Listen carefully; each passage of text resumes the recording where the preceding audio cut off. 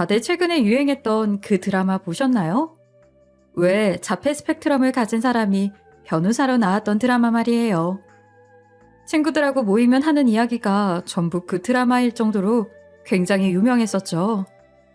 그런데 저는 친구들 사이에서 쉽게 그 자폐 스펙트럼을 가진 아이에 대해서 이야기할 수 없었어요. 제 딸도 그 주인공과 같은 자폐 스펙트럼을 가진 아이였거든요. 친구들도 그런 사실을 알아서 조심스럽게 이야기를 했지만 사실 그마저도 저에겐 썩 유쾌한 이야기는 아니었어요. 딸은 올해로 27살이 되었습니다. 딸의 자폐는 생각보다 늦은 나이에 발견할 수 있었어요.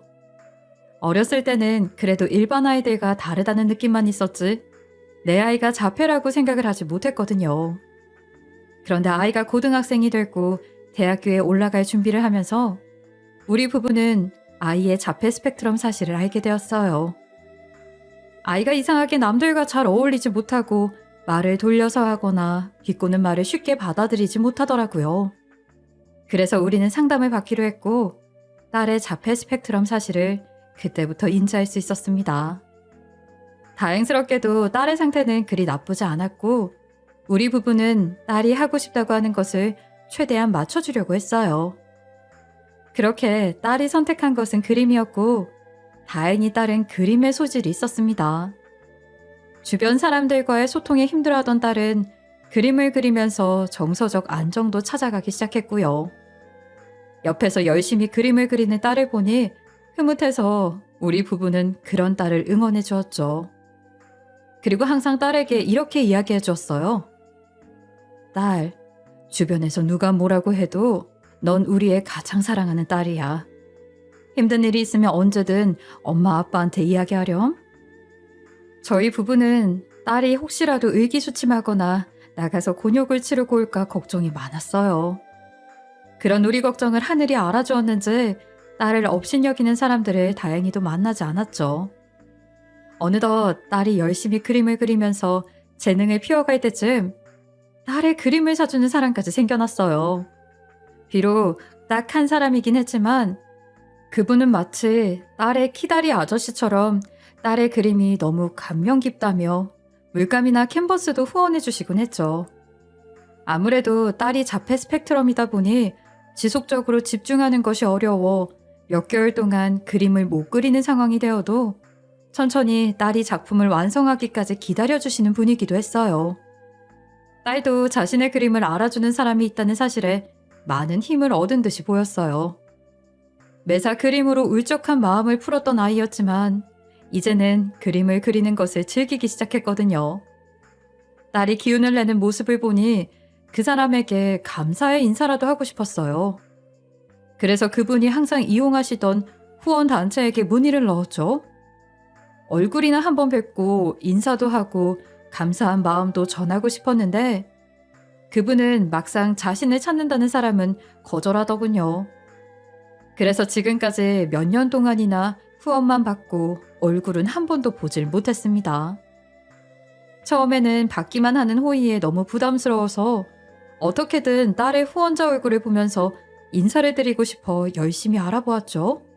하지만 어찌나 꽁꽁 숨기고 다니는지 후원단체에도 후원단체에서 후원을 받는 사람들 속에서도 그 후원자를 받다는 사람을 찾을 수 없었어요.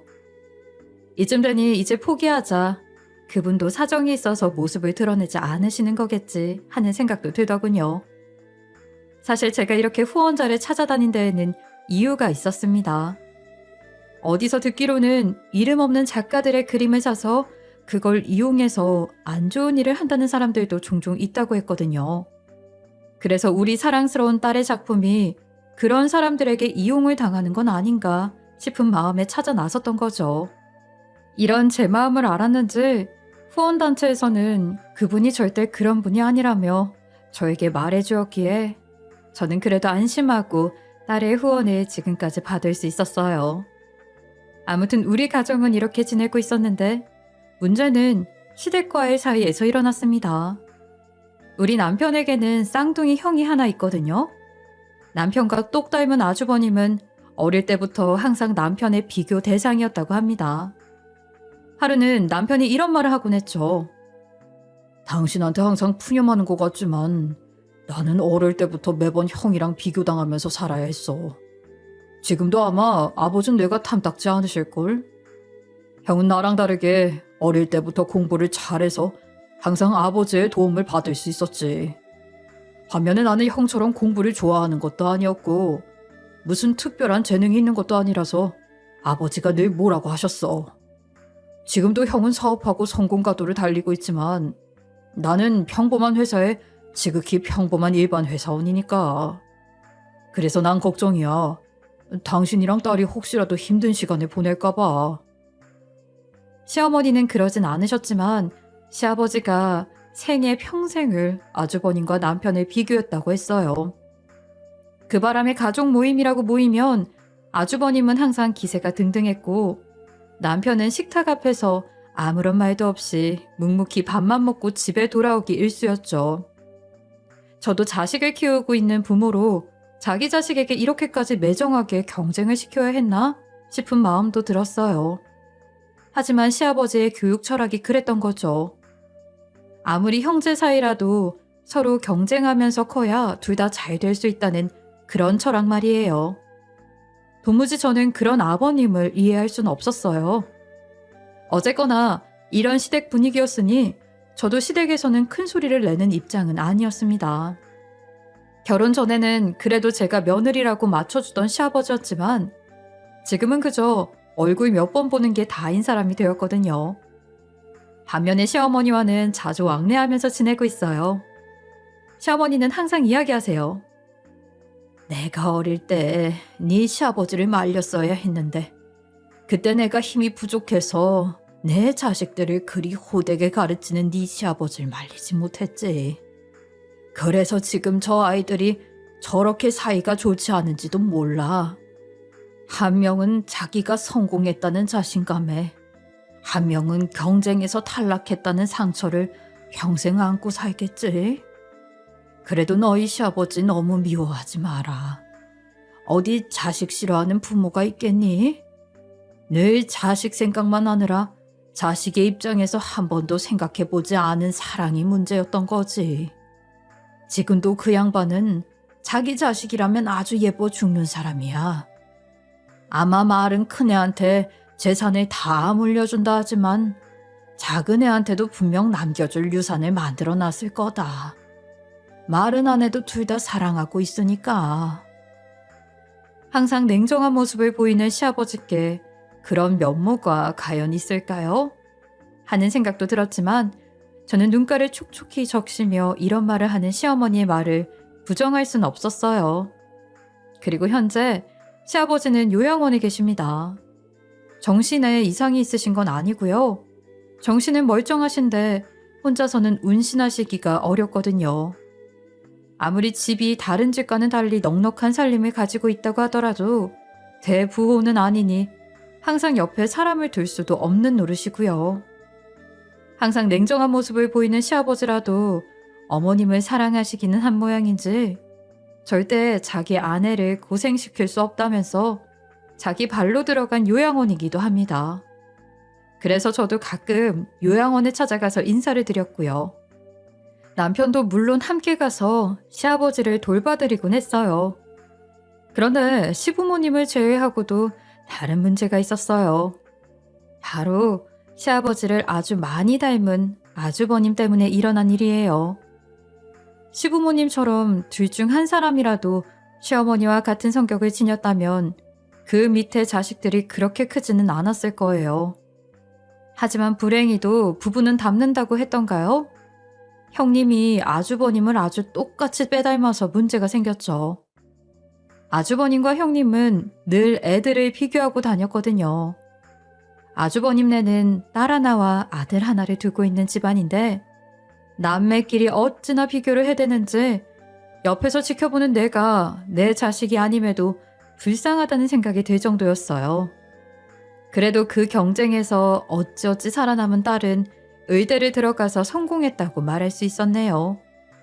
하지만 반대로 경쟁에서 진 아들은 폐인이라고 부를 만한 상태가 되고 말았어요.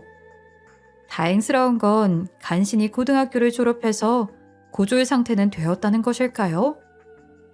듣기로는 지금은 학교 졸업 후에 대학 준비도 하지 않은 채로 방에서 갇혀 지내는 상태라고 하더군요. 이 두 사람에게는 자식이 마치 자신의 성공 가도를 위한 도구로 보이는 모양이에요. 그러나 이 불똥이 제게도 번진 줄은 몰랐습니다. 형님은 애들이 어렸을 때부터 형님의 딸과 우리 딸을 비교하기 시작했어요. 애들이 기어다닐 때는 그런 기색이 없었는데 커서 학교에 들어가기 시작하니 아주 대놓고 말을 했죠. 제가 우리 딸이 자폐 스펙트럼을 가지고 있다고 했잖아요. 당시는 제가 아직 몰랐을 때라 형님의 비교에 엄청 속상했거든요. 통서, 애 교육을 어떻게 시키는 거야? 지금 초등학교를 들어갔는데도 받아쓰기 하나 제대로 못해? 요즘 애들이 문해력이 딸린다고는 하지만 자기 자식까지 그렇게 키우면 어쩌자는 거야? 나처럼 어릴 때부터 애들 교육 잘 시켜야지. 책도 열심히 읽게 옆에서 부모가 노력해야 애들도 그런 습관이 드는 거야. 봐, 애가 얼마나 내가 하는 이야기를 이해 못하면 이런 행동을 보여? 당시 제 딸은 옆에서 누가 뭐라고 하든지 말든지 블록 쌓는 놀이에 집중하는 중이었어요. 자기만의 세계를 만드는 것에 빠졌던 때라 우리 부부는 딸이 어떤 것을 만들어도 늘 칭찬을 해주곤 했죠. 아이들의 세계는 어른보다 창의적이어서 우리가 이해하려고 노력해도 같은 감성을 느끼긴 어려웠으니 옆에서 자신감이라도 키워주자는 생각을 했었거든요. 그게 제 교육 방침이었고 저는 어릴 때부터 너무 많은 교육을 받고 공부에 질렸었던 경험이 있었기에 딸에게도 그렇게 강요하긴 싫었습니다. 하지만 형님은 그런 제 생각은 잘못됐다는 식으로 말하면서 항상 제 딸이 멍청하다, 말도 제대로 모른다며 자기 딸이 우리 딸보다 항상 위에 있다는 식으로 말했어요. 그게 너무 상처였죠. 그러다가 우리 딸이 자폐 스펙트럼을 진단받고 나서는 아예 없는 사람처럼 굴었어요. 마치 투명인간인 것처럼 취급했죠. 이제는 자기 딸과 비교하는 것 자체가 신뢰되는 일이라 생각하는 듯 보였어요. 저는 형님이 그랬거나 말거나 신경 쓰지 않기로 정했기에 시댁에 가면 여전히 딸만 챙기기 바빴어요. 그런 와중에 한 번은 형님이 우리 딸을 비하하는 말을 듣게 되었죠. 정말 화가 나고 어이가 없었습니다. 동서는 항상 그 바보 같은 딸을 데리고 다녀야겠어? 간만에 회식인데 정신이 온전치도 않은 애를 데리고 오면 어떡해? 이번에 우리가 모인 이유를 모르는 건 아니지. 우리 딸이 이번에 의대에 진학하는 기념으로 모인 건데 그런 경사스러운 장소에 데려오면 주변에서 뭐라고 하겠어? 동선의 딸 때문에 우리 딸까지 싸잡아서 바보 취급받는다는 걸 설명해줘야 하나? 2-3살 먹은 어린애도 아닌데 이 정도쯤은 눈치채고 집에 놔두고 왔어야지. 쟤도 이제 성인이야? 그 시답자는 그림 그리는 거나 집에서 하고 있으라 말하고 그냥 둘이 나왔어야지. 마치 우리 딸로 인해서 자기 딸이 부족해 보이니 데려오면 안 된다는 식으로 말하는 형님에게 정말 너무나 화가 났어요. 그 바람에 저도 뚜껑이 열리고 말았죠. 형님은 항상 다른 식구가 보지 않는 곳에서 이렇게 딸과 자기 딸을 비교했었는데 이번에는 절대 참고 넘길 수 없었어요. 그래서 저도 모르게 형님의 머리채를 잡고 흔들었어요. 당신이 형님이면 다야? 당신이 뭔데 내 자식을 비하해? 그래, 당신 자식 잘나서 의대 간 거 정말 축하해. 하지만 그렇다고 그 일이 내 자식과 당신 자식을 비교해도 된다는 건 아니지. 사람은 저마다 추구하는 길이 다르다는 건 아세요? 형님은 성공 가도를 위해 돈 많이 버는 직업, 성공하는 삶이 목표겠지만 저는 제 한 몸만 잘 보살필 정도로 벌어도 만족하는 사람이에요. 그리고 내 자식이 자폐라는 사실이 부끄럽지도 않고요. 내 아이는요, 그래도 자기 원하는 거 하겠다고 항상 용기를 내서 그림 그리는 아이예요. 당신이 그렇게 간단히 비하해도 되는 자식이 아니라고. 제 말에 어디에서 빈정이 상했는지는 모르겠지만 형님도 자기 머리채를 잡은 제 멱살을 잡으며 그날은 정말 대판 싸웠습니다. 우리들은 그 자리에 있던 반찬들을 서로에게 던지면서 싸웠고 형님은 비겁하게 딸에게까지 손을 뻗어대서 그걸 막느라 저는 정신이 없었죠.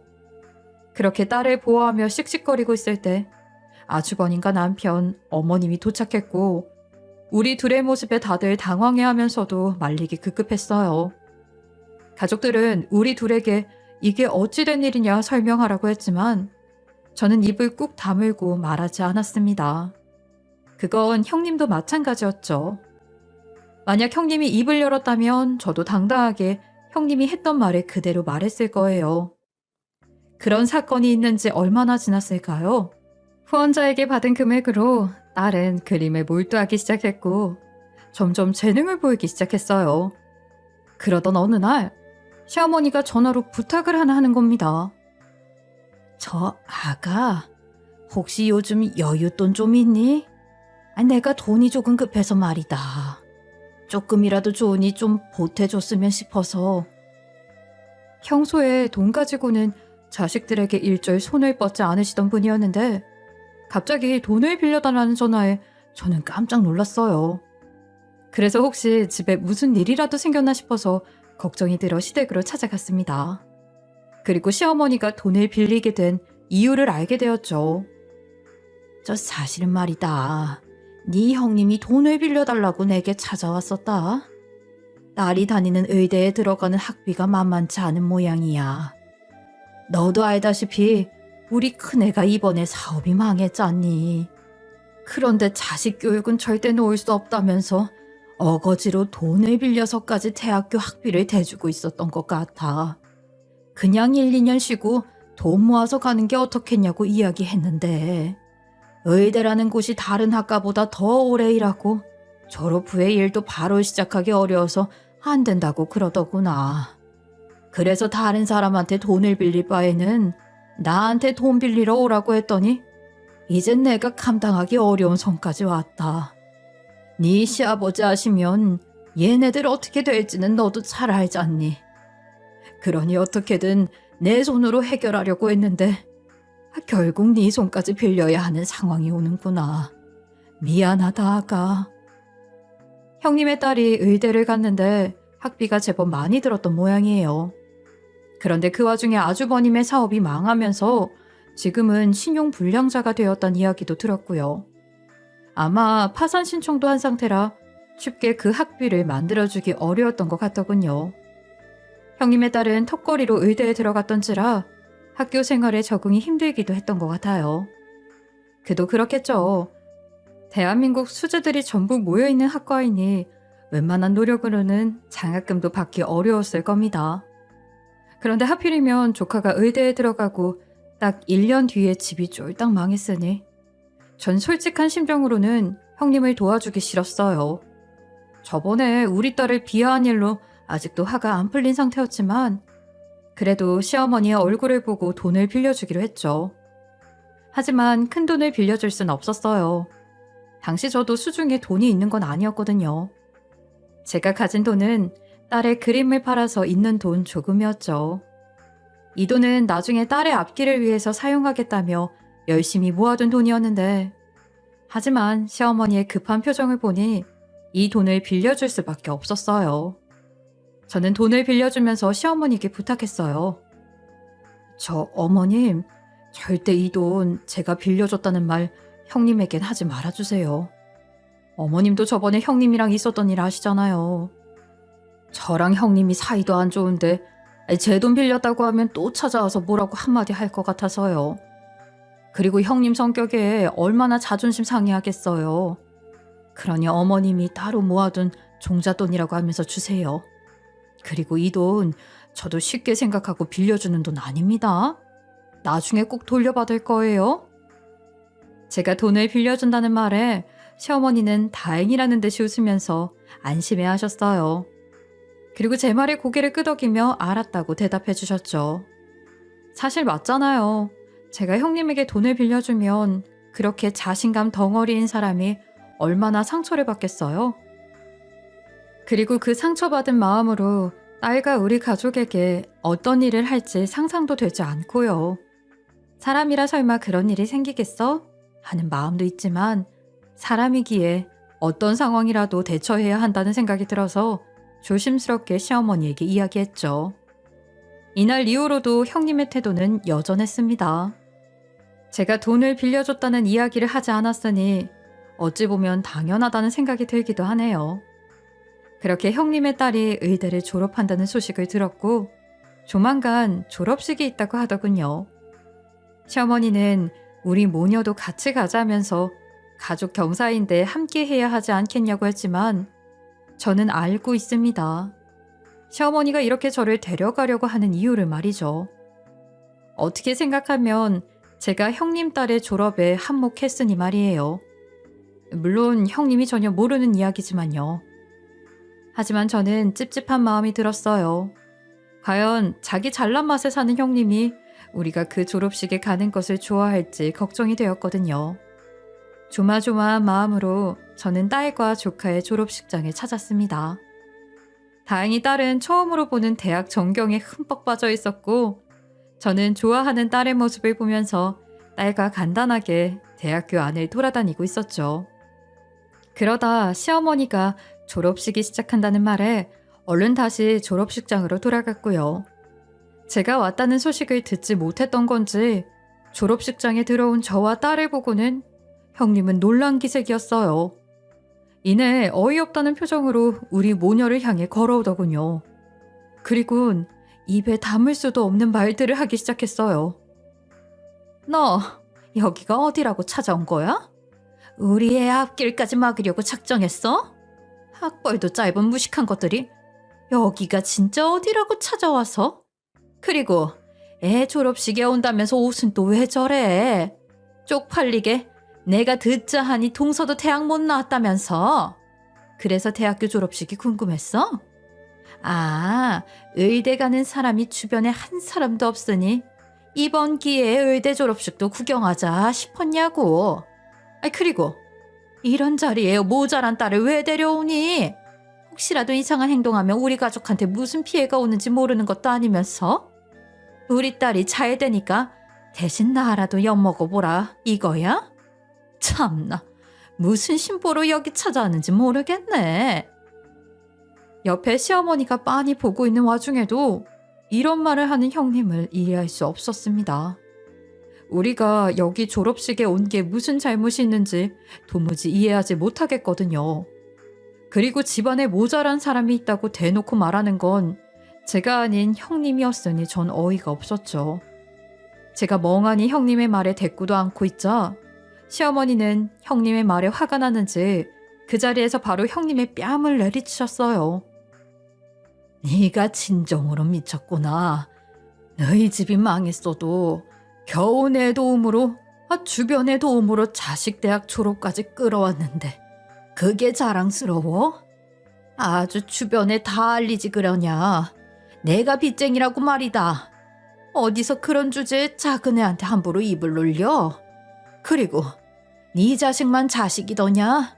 내 손녀가 내 딸 하냐난 말이다. 착각도 유분수구나. 내게 손녀 손주는 네 자식만 있는 게 아니야. 그리고 이번 기회에 내가 말해야겠다. 작은 애가 차마 너한테는 말하지 말라고 해서 내 지금까지 참고 있었는데 너한테 빌려준 돈, 그 돈의 절반 이상은 네 동서한테서 나온 거야. 네가 그렇게 금쪽같이 생각하는 네 자식이 무사히 졸업한 게 동서 도움이라는 말이다.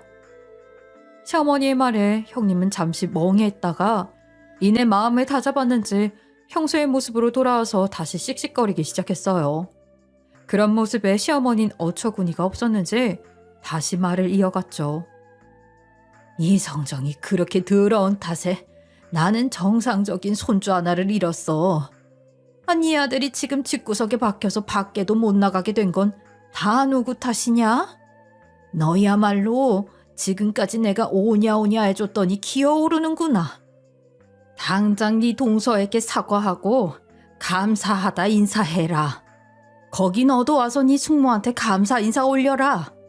너희들이 지금 그래도 이마저 누리고 살 수 있는 건 다 저기 너희 숙모랑 조카 덕임을 알아. 형님은 할 말이 없는지 씩씩거리면서 저를 노려보기 바빴고 그 부모의 그 자식이라고 조카는 그저 뒤에 서서 바라만 보고 있더군요. 사람이 많은 졸업식장에서 이런 큰 소리가 나니 사람들이 하나씩 우리 주변에 모여들었고 다들 이 상황을 지켜보고 있었어요. 한마디로 형님은 많은 사람들 앞에서 개쪽을 당하게 된 거죠. 이 중에서 누군가는 카메라를 들고 우리를 찍는 사람도 있었어요. 하지만 저는 반대로 딸이 걱정되었습니다. 딸의 자폐 증상 중에 사람이 많아지면 공황을 겪는 일도 종종 있었거든요. 그래서 전 딸을 감싸 안고서 시어머니께 말을 전하고 그 강당을 빠져나왔어요. 그 뒤로는 시어머니께 전달받은 이야기로 자세한 상황을 알 수 있었어요.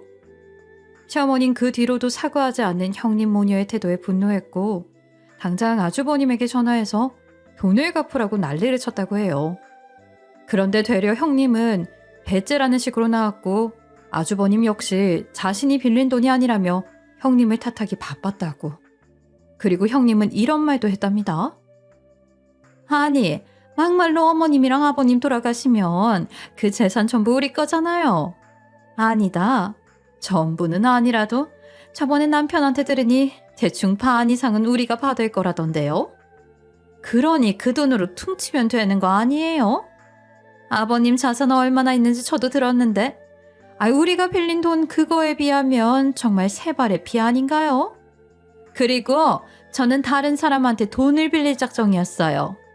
그런데 굳이 자기한테 돈을 빌리라던 사람은 어머니입니다. 본인이 빌리라 종용하고 이제는 당장 갚으라는 건가요? 어이가 없네요. 저는 돈 당장 못 드리니까 배 째려면 째 가세요. 철면피도 이런 철면피가 있을까요? 자기네들이 받을 유산이 있으니 그걸 당당하게 제하고 받겠다는 이런 어처구니 없는 생각은 대체 어떤 머리에서 나올 수 있는 걸까요? 형님의 말 맞다나 유산을 물려주는 사람이 유산을 주지 않겠다고 하면 어쩌려고 저러는지.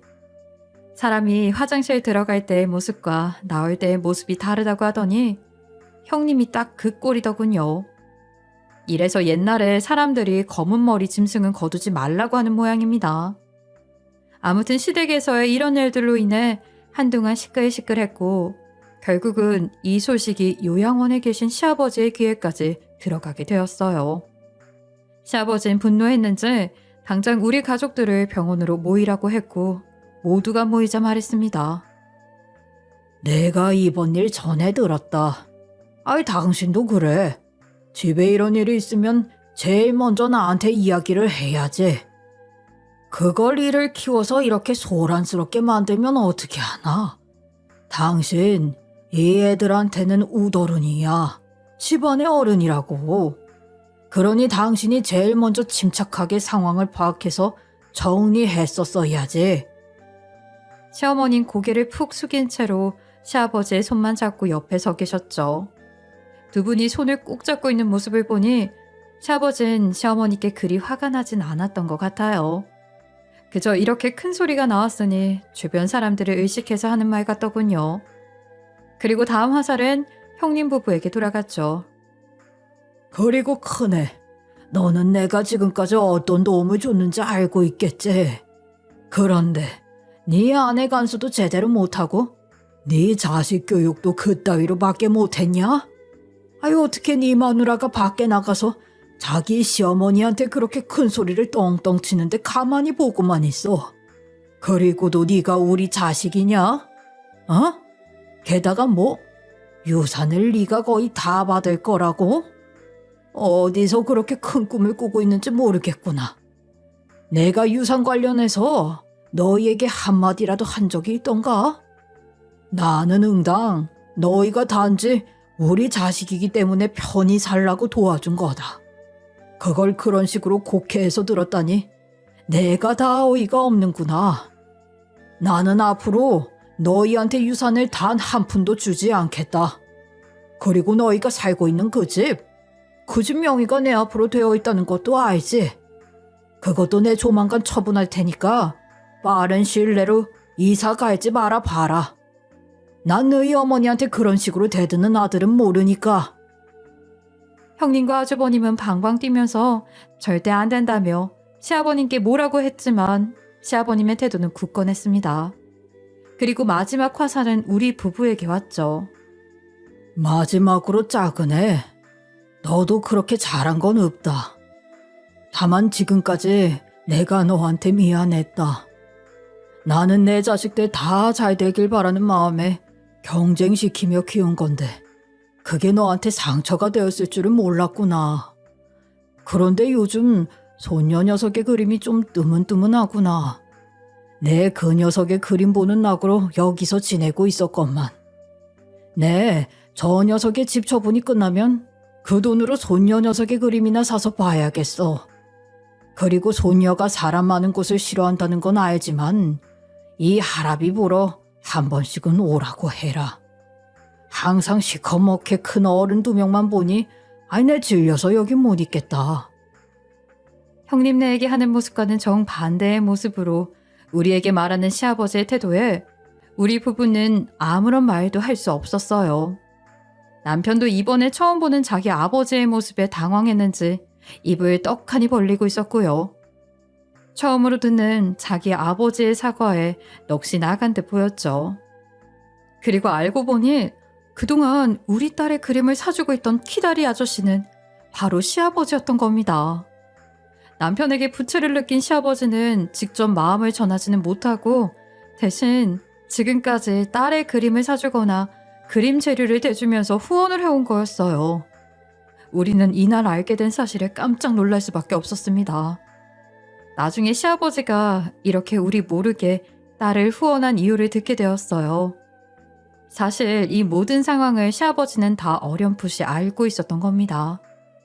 자신이 경쟁시켜서 아들 둘을 키우니 한 놈은 성공해서 자기 사업도 했지만 인성이 다른 사람에 비해 훨씬 모자라고 예의도 없었고 마지막에는 망해버리기도 했고 한 놈은 비록 성공하지 못했으나 어른이나 주변 사람들에게 예의도 있고 부모에게 제대로 효도할 줄 아는 놈으로 컸다고.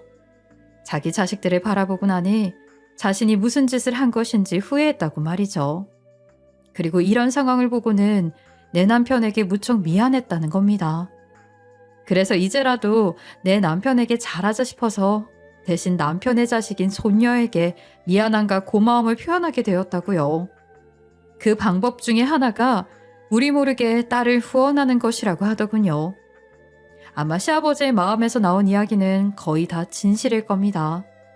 시아버지는 원래도 무뚝뚝하고 사업을 했던 사람이라 그런지 항상 냉철하게 상황을 판단하곤 했거든요. 그러니 본인이 대놓고 남편에게 미안함을 표한다고 해서 남편이 그걸 받아들이지 않을 거라는 걸 알았겠죠. 그래서 결국 우리 부부 몰래 뒤에서 조용히 후원을 하고 말이에요. 아무튼 처음부터 있었던 모든 상황을 들으니 이제는 마음이 놓이더군요. 시아버님의 후원을 이제 대놓고 받을 수 있어서 서로 편하기도 하고요. 앞으로는 행복한 나날만 계속되겠다 싶었습니다. 그리고 아주버님과 형님의 상황은 아주 좋지 않은 방향으로 흘러갔어요. 유산을 물려주지 않겠다는 시아버지의 말이 빈말이 아니었는지 한 달의 유예를 준 시아버지는 정말로 그 집을 팔아버리셨고 아주버님네 집은 길바닥에 내앉게 되었어요. 처음에는 아주버님도 시부모님을 찾아와서 손바닥을 싹싹 빌면서 잘못했다고 용서해달라 말했지만 이미 늦어버린 상태였죠. 처음에는 버티던 형님도 안 되겠는지 이내 아주버님과 함께 우리 부부와 시부모를 찾아와서 용서해달라 빌었지만 이미 상황은 악화되어 되돌이킬 수 없었습니다. 안타까운 것은 아주버님과 형님 밑에서 자란 자식 2명일 뿐이었죠. 아주버님과 형님은 그래도 다행히 작은 집을 구해서 어찌어찌 입에 풀칠은 하고 사는 것 같았어요. 그래도 잊혀질 때쯤 되면 우리 앞에 와서 무릎 꿇고 싹싹 빌면서 제발 용서해달라고. 동서, 우리 사이에 그래도 사람 좋다는 게 어디야? 조카가 요즘 그림 세계가 그렇게 심오해졌다며? 나도 저번에 조카 전시회 갔었어. 예전에는 내가 예술의 문외한이라 몰랐는데 지금 보니까 정말 신기하고 아름답더라. 그래서 말인데 요즘 조카 그림이 아버님 말고도 많이 팔린다며? 그림은 정말 비싸다고 하던데. 그러니 동서도 돈 좀 안 주고 있지 않겠어? 그런데 최근 우리가 돈이 조금 급해서 말이야. 동서가 조금만 도움을 줬으면 좋겠는데. 아버님, 어머님께 말해봤는데 두 분이 마음이 너무 상하셨는지 절대 안 된다고 하셔서. 나도 이러고 싶지 않은데 우리도 자식이 둘이다 보니 힘들어서 말이야. 우리 서로 돕고 살자, 어? 그러면서 돈도 빌려주면 고맙겠다고 뻔뻔하게 나오더군요. 저는 그런 그들을 거지 본 듯이 지나치면서 모르는 사람인 척했습니다.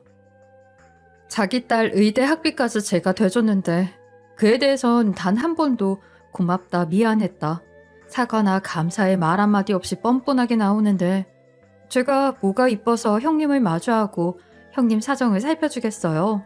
어림도 없죠. 사실 아주버님네가 이렇게 우리 가족에게 빌붙은 것은 이유가 있어요. 우리 딸은 현재 아주 조금 유명해져서 인터뷰 요청까지 들어오는 작가가 되었거든요.